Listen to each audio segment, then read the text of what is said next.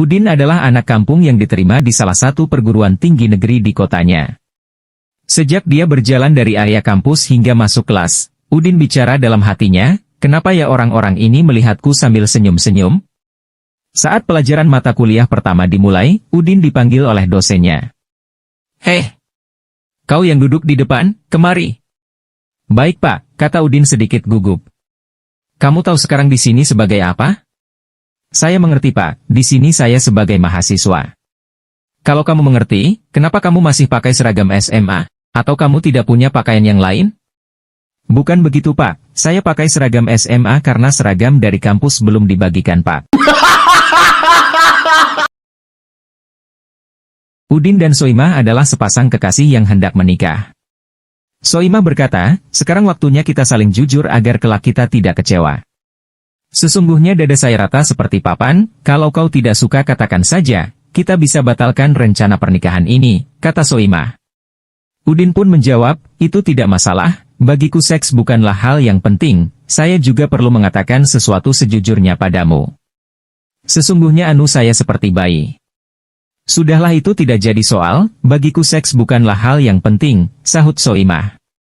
Malam pengantin tiba. Soimah mulai membuka baju dan tampaklah dadanya yang memang benar-benar rata. Udin hanya tersenyum. Kemudian Udin mulai membuka celananya sehingga tampaklah anunya. Melihat itu Soimah menjerit dan pingsan. Setelah siuman Soimah bertanya, "Kau bilang punyamu seperti bayi?" "Ya memang seperti bayi, panjang 50 cm dan berat 3 kilogram." Tiga pria meninggal dan masuk surga. Surga mempunyai peraturan bahwa setiap orang akan mendapat kendaraan yang pantas dengan perbuatannya.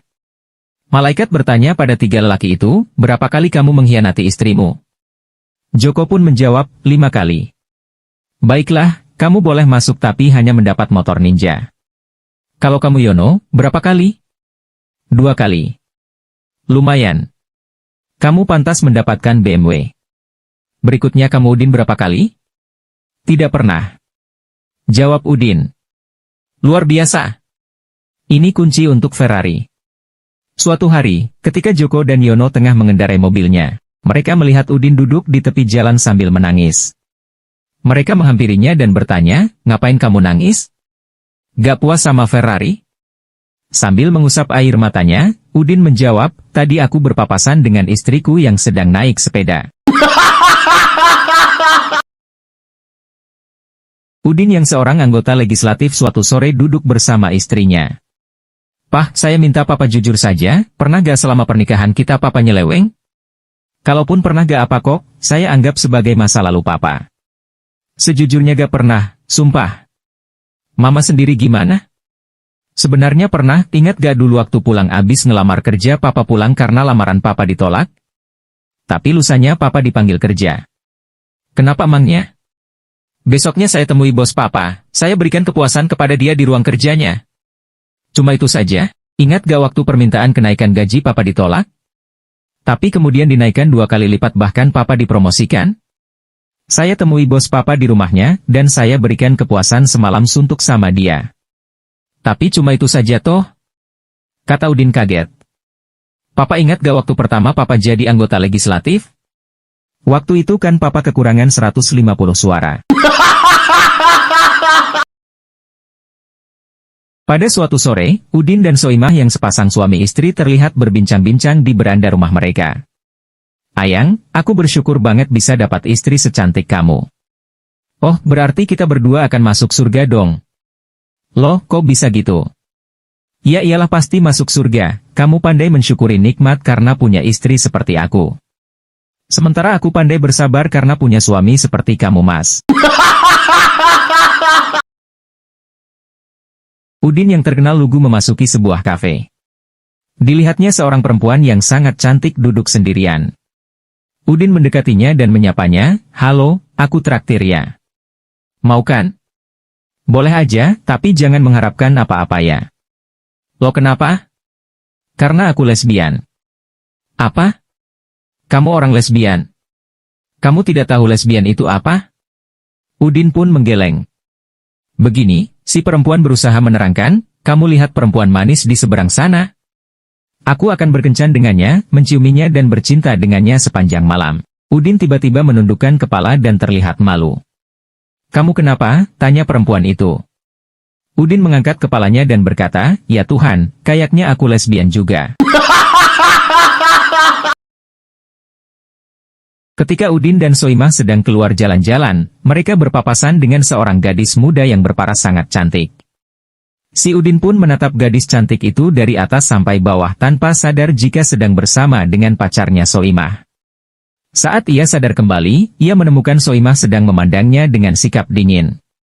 Otaknya berputar dengan cepat, ia dengan tenang berkata kepada Soimah, apakah kamu telah melihat wanita muda yang barusan lewat itu? Begitu lama ia telah kuamat-amati, aku tidak juga menemukan hal yang bisa menandingi dirimu sayang. Di sebuah sekolah menengah umum, seorang guru ingin mendemonstrasikan kepada murid-muridnya pengaruh buruk dari alkohol pada manusia. Ia mengambil 2 buah gelas. Satu diisinya dengan air putih dan lainnya dengan alkohol. Kemudian, dimasukkannya juga seekor cacing. Ternyata, cacing yang dimasukkan ke dalam gelas berisi alkohol, langsung kejang dan mati. Udin, tanya guru, kesimpulan apa yang dapat kita tarik dari presentasi ini? Kalau kita minum alkohol, kita tidak akan cacingan, Bu. Udin baru saja menyelesaikan upacara pernikahannya dengan Soimah. Tapi pada malam pertama mereka tidak langsung berhubungan intim karena lelah sehabis menjalani pesta. Pada malam itu mereka hanya mengisi malam dengan makan bakso di dalam kamar. Sementara tanpa sepengetahuan mereka, ibunya Udin menguping dari balik pintu dan mendengarkan pembicaraan mereka. Mas, sudah dikocok-kocok nggak keluar-keluar? Kata Soimah sambil mengocok botol sambal. Jelas saja, lobannya kekecilan. Ya sudah, ujungnya saya gunting saja. Ibunya Udin langsung kaget dan mendobrak pintu kamar sambil berteriak, jangan. Dulu sudah pernah digunting. Pada suatu perlombaan panahan, ada 3 peserta yang mengikutinya, yaitu Inggris, Amerika, dan dari Indonesia. Peserta dari Inggris menunjukkan kebolehannya dengan meletakkan semangka di atas kepala seseorang. Setelah diukur, dikeker, dilepaskanlah anak panahnya. Ternyata semangkanya terbelah 2. Dengan bangganya si Inggris berkata, I am Robin Hood. Peserta dari Amerika meletakkan jeruk di atas kepala seseorang. Ples, ternyata jeruk itu terbelah 2. Penonton bertambah kagum. Si Amerika berkata, I am Superman. Giliran peserta dari Indonesia membuat penonton menahan napas, karena dia meletakkan sebuah duku di atas kepala seseorang. Anak panah ditarik, penonton terbelalak, ternyata anak panah itu mengenai jidat orang itu dan matilah dia. Lalu si Indonesia berkata, I am sorry. Udin baru saja membeli kacamata ajaib. Kacamata itu adalah kacamata tembus pandang. Ketika Udin jalan-jalan keluar rumah ia memakai kacamata itu. Alhasil ia melihat semua orang di sepanjang jalan itu telanjang bulat. Sepanjang jalan ia terkagum-kagum. Lalu ia pulang ke rumah dan masuk ke kamarnya. Dan ternyata ia melihat istrinya dan tukang kebunnya berada di kamarnya dalam keadaan telanjang. Ia tertawa, wah kacamata ini benar-benar ajaib, serunya. Lalu ia mencopot kacamatanya. Istri dan tukang kebunnya tetap telanjang. Ia memakai lagi kacamatanya lalu melepasnya. Hasilnya sama. Istri dan tukang kebunnya dalam keadaan tetap telanjang. Ia akhirnya marah dan segera membanting kacamatanya sambil berteriak. Sialan! Kacamata mahal-mahal rusak. Di sebuah wawancara kerja, Udin ditanyain oleh HR. Kenapa kamu berhenti dari pekerjaan terakhirmu? Bos saya menuduh saya mencuri uang perusahaan. Kenapa tidak kau suruh dia membuktikannya? Sudah. Dan ternyata dia bisa.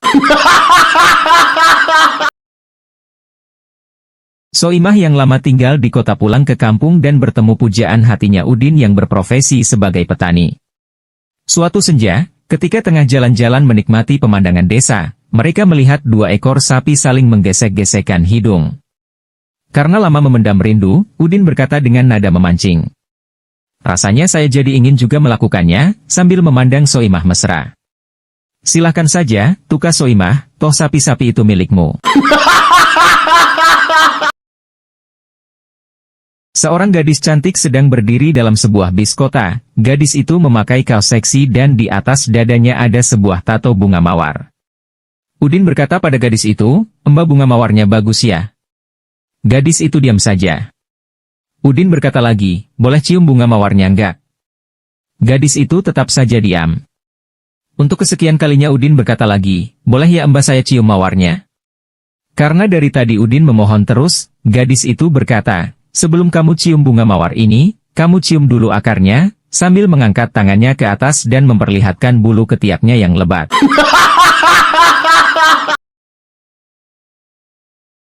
Dalam perjalanan keluar kota, Udin terpaksa harus menginap di sebuah hotel kecil. Malam hari, karena tak tahan lagi akan rasa sepi dan dingin, Udin menelepon resepsionis di lantai bawah. "Tolong kirim seorang PSK yang lumayan kemari." Istri pemilik hotel yang kebetulan bertugas di meja resepsionis sangat marah mendengar permintaan tamunya, dan dia menyuruh suaminya agar melempar Udin keluar dari hotel. Tapi suaminya keberatan, katanya permintaan Udin adalah sesuatu yang alami dan tidak merugikan siapapun. Lagi pula, dia tak ingin kehilangan seorang pelanggan. "Baik, kalau kau tak mau, biar aku yang melemparnya," kata si istri sambil berlari ke atas. Selama kurang lebih 20 menit, terdengar suara hingar-bingar di atas. Tak lama setelah itu tampaklah Udin terengah-engah menjumpai si pemilik hotel seraya berkata, "PSK di kota ini cukup lumayan ya. Tapi sayang dia agak bandel, sehingga saya terpaksa memperkosanya." Ada kejadian aneh di rumah sakit ini di mana para pasien selalu meninggal di tempat tidur pada kamar yang sama dan selalu pada Jumat pagi tanpa peduli umur, kelamin, ataupun kondisi kesehatan mereka. Hal ini sangat membingungkan para dokter dan beberapa bahkan berpikir bahwa hal ini ada hubungannya dengan supranatural. Mengapa selalu pada hari Jumat dan pada tempat tidur yang sama? Lalu para dokter memutuskan untuk menyelidiki penyebab dari beberapa kejadian ini.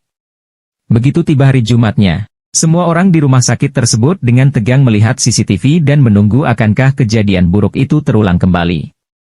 Seiring waktu berputar, tepat sebelum waktu keramat itu tiba, pintu kamar tersebut terbuka. Kemudian masuklah Udin, part-timer cleaning service untuk hari Jumat. Ia langsung mencabut peralatan untuk nafas bantuan sang pasien dari stop kontaknya lalu menggantinya dengan vacuum cleaner dan mulai membersihkan ruangan. Terjadi kecelakaan hebat dalam terowongan kereta api. Semua penumpang yang selamat terjebak di tengah terowongan, karena pada dua sisi terowongan itu terhalang gerbong kereta yang terbakar. Saat itu semuanya panik. Banyak penumpang yang berteriak, "Kita tidak bisa keluar, kita terjebak, kita akan mati." Tiba-tiba Udin berteriak, "Tenang-tenang, kita semua pasti akan keluar, saya berani menjamin." Kemudian suasana menjadi tenang. Lalu seorang penumpang bertanya, "Bagaimana caranya keluar?" Semua jalan keluar tertutup oleh gerbong yang terbakar. Dengan tenang Udin menjawab, "Kita pasti keluar di berita besok." Udin baru saja diterima di sebuah perusahaan. Hari itu pertama kalinya ia masuk kerja, ia masih belum mengetahui kebiasaan perusahaan, yaitu sesudah makan siang setiap pegawai kantor mendapat bagian buah-buahan dengan cuma-cuma. Sehabis makan siang dan kembali ke kantornya, di atas meja kerjanya ditemukan sebuah jeruk, maka ia pun segera bertanya, "Jeruk di atas meja kerjaku ini jeruk siapa?" Setelah mendengar perkataan ini, Joko teman sekantornya menyahut, "Jeruk ini untukmu." Udin dengan heran bertanya, "Kenapa kok untukku?" Joko pun menjawab sambil bercanda, "Itu karena kamu ganteng, Din." Udin pun lalu mengamat-ngamati teman sekantornya tersebut dari kepala sampai ke kaki, kemudian dengan ragu-ragu bertanya, "Kalau begitu, kenapa kamu kok juga mendapat bagian jok?" Suatu hari, Udin dan Soimah kedatangan teman lama mereka semasa sekolah yang baru pulang dari luar negeri. Sesudah seharian mengobrol temannya pun pulang, Udin berkata kepada Soimah, "Teman kita Lastri sesudah pergi ke luar negeri selama beberapa tahun sama sekali telah berubah, ia kalau berbicara, tangannya sering-sering bergerak layaknya orang sedang menari saja, nampaknya ia telah terpengaruh oleh bahasa dan kebudayaan asing." Dengan menggeleng-gelengkan kepala, Soimah berkata, ini tak ada sangkut pautnya dengan bahasa dan kebudayaan sayang. Masa kamu tak memperhatikan cincin berlian ukuran besar yang dikenakan di jari tangannya itu? Udin telah menikah dengan Soimah lebih dari 10 tahun, dan Udin merasa akhir-akhir ini hubungannya terasa sedikit membosankan, sehingga ia meminta seorang teman memberikan ide tentang bagaimana untuk menambahkan kegembiraan kembali ke pernikahannya. Kamu harus coba berselingkuh, kata Joko. Saya tidak bisa melakukan itu. Saya akan selalu setia padanya, sahut Udin. Jika kamu meyakinkan dia untuk membiarkan kamu melakukannya, itu namanya bukan selingkuhkan. Coba saja.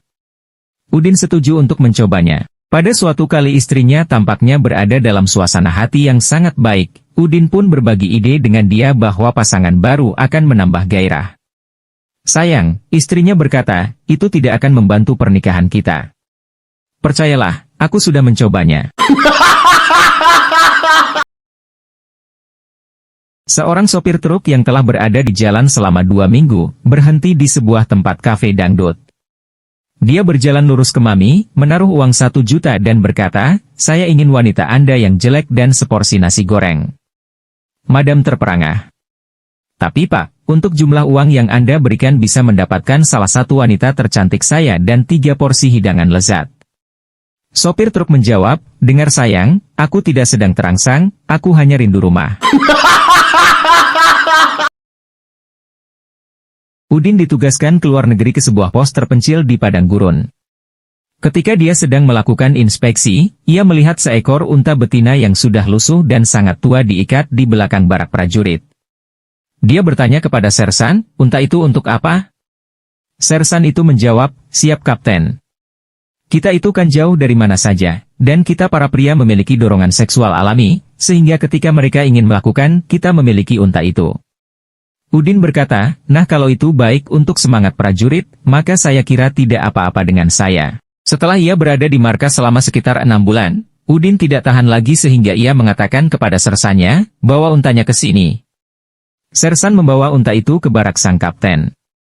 Udin berdiri di atas kursi dan terus melakukan dengan unta. Setelah puas, dia turun dari bangku, dan sambil mengancingkan celananya ia bertanya sersan itu, apakah itu cara bagaimana para prajurit melakukannya? Sersan itu menjawab, siap Kapten. Mereka biasanya menggunakannya dengan cara menaiki unta itu turun ke kota. Di sana ada rumah hiburan. Udin membeli sebuah helm di toko, ia bersikukuh hendak membeli helm yang mutunya paling top. Pemilik toko berkata memujinya, kamu tak salah. Menjaga keamanan diri benar-benar sangat penting.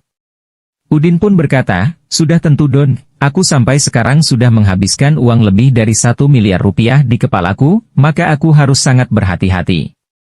Pemilik toko merasa terkejut dan menanya, apakah kepalamu pernah mengalami cedera berat?